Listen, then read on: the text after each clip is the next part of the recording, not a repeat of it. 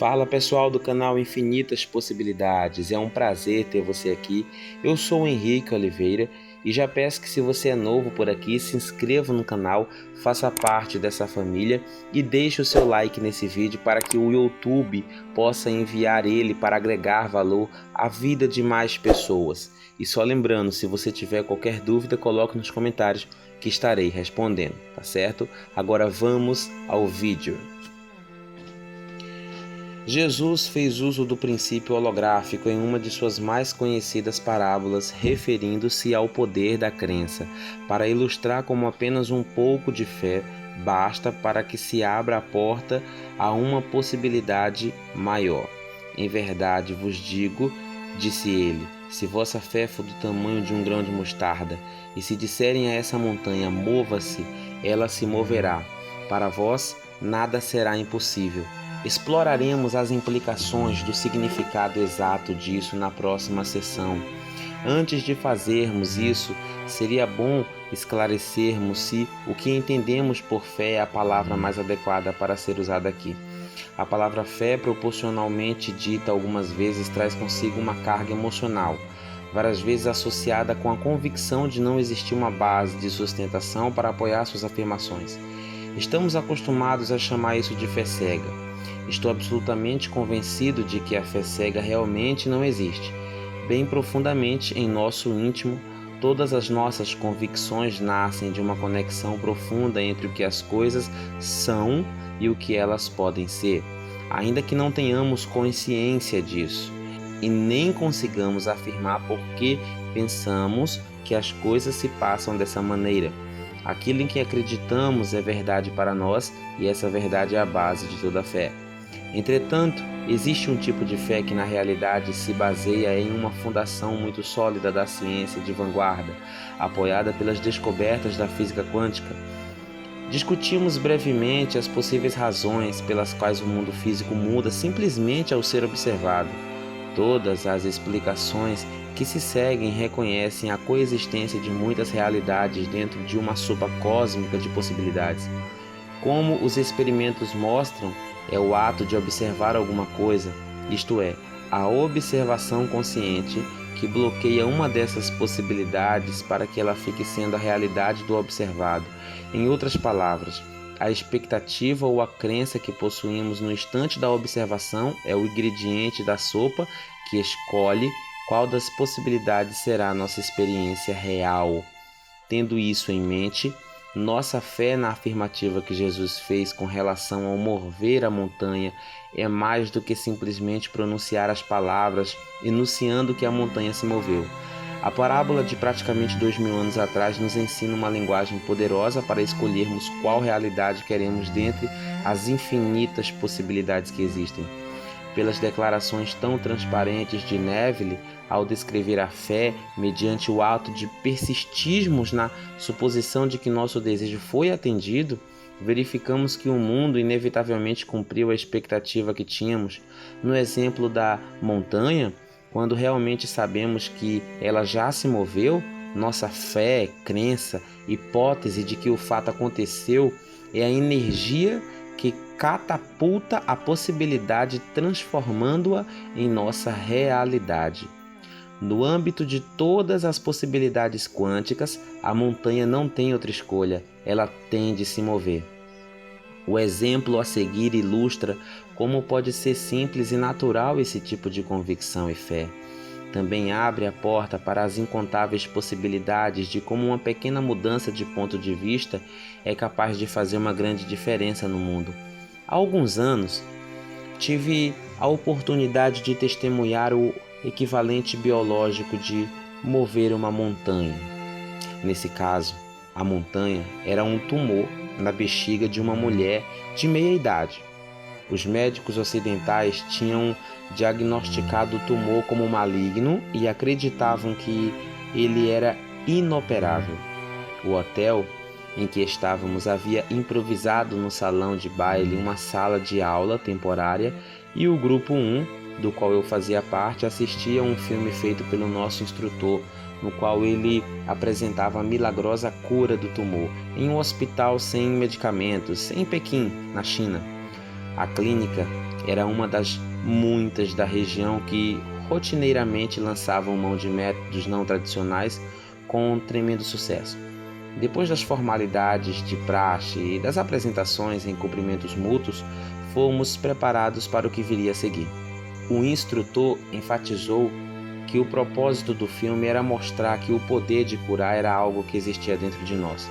Não se tratava de um anúncio da clínica, nem de um convite para que todos os que estivessem com um tumor de alto risco corressem para a cura em Pequim.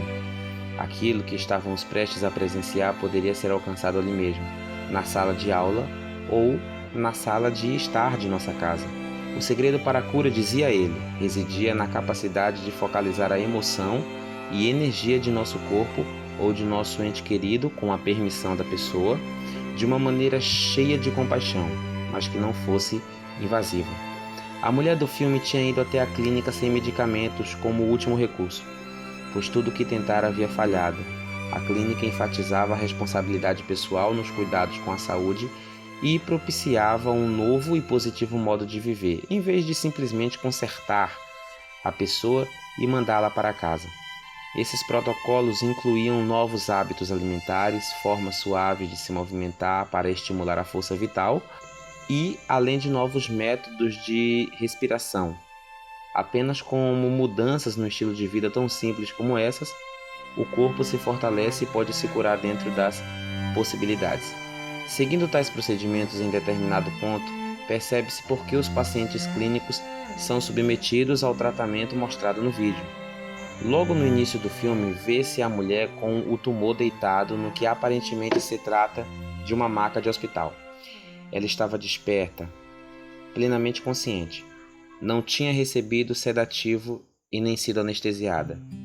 3 médicos com seus uniformes brancos estavam em pé ao seu lado, enquanto um técnico de ultrassom sentado defronte dela segurava o bastão sensor de criação do sonograma que revelaria a massa do tumor no interior do seu corpo.